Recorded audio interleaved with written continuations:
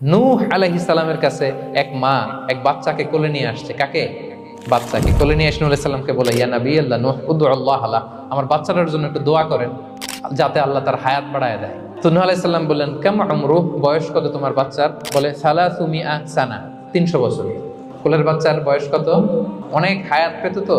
তো উনি বলতেছে, তুমি 300 বছর তোমার বাচ্চার হায়াত, মানে এখন বয়স, তুমি আরো হায়াতের দোয়া চাইতেছো। তুমি কি জানো আখিরি জামানায় এমন এক জাতি আসবে যারা 60 থেকে 70-এর মধ্যে সব মরে শেষ।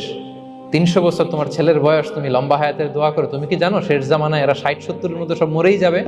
এই মহিলা তো অবাক, তাই নাকি 70-এ মরে যাবে? এই কথা শুনে মহিলা বলতেছে, আইয়া বেনুনাল বুয়ুত, আচ্ছা নবী আল্লাহ নূহ 70 বয়সে যেহেতু মরে যাবে, তারা কি আর দুনিয়াতে ঘর বাড়ি বানাবে? কারণ মহিলার ধারণা 70 বছর যেহেতু হায়াত, ঘরের তার প্রশ্নই আসে না, এটা তো এমনি সেমনি কাটায় চলে যাবে। আজকে যদি আইনা দেখাইতে পারতাম ওই বুড়ি নূহ আলাইহিস